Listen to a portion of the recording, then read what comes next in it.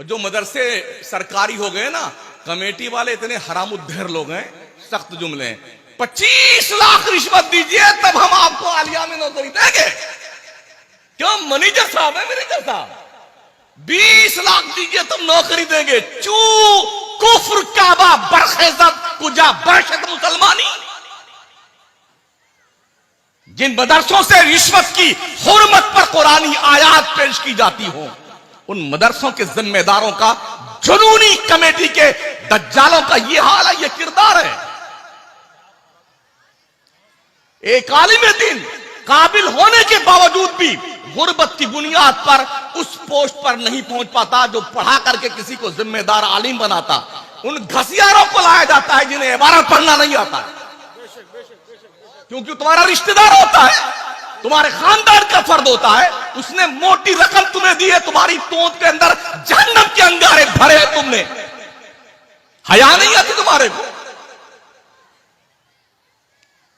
संभालो इन नस्लों को, संभालो, वरना तुम्हारी नाक यहीं से कटवाएंगे बेटे। ये ना मदरसे ढंग के हमारे पास, ना स्कूल ढंग का हमारे पास, एक भी कॉलेज मुसलमानों की नहीं है। नतीजा क्या होता है?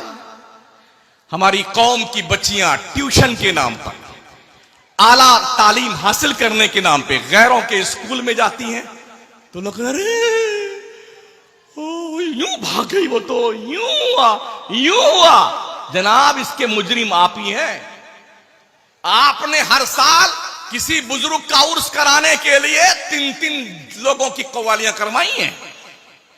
एक कव्वाल इधर बैठा है बेगैरत, एक बेहया इधर बैठा, बीच में एक बेहया औरत बैठी हुई है पूरी रात। और हमारे इस गोंडा, बस्ती, सिद्धार्थनगर, गोरखपुर, महाराजगंज, बलरामपुर, बाराबंकी, फैजाबाद, इधर के सठियाए हुए सेठ, बंबई, कलकत्ता, लुधियाना, दिल्ली कमा के आए हुए पगले नौजवान नई नई गड्डियां लेके बेटे आते हैं।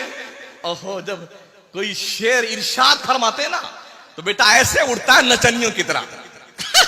क्या बात है, क्या बात है। दज्जालो, सुधरे नहीं तो दुनिया तुम्हें सुधार देगी।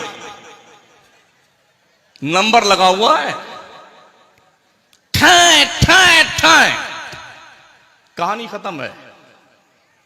आपकी आवाज नक्कार खाने में तूती की आवाज बनकर रह गई। एहसास है?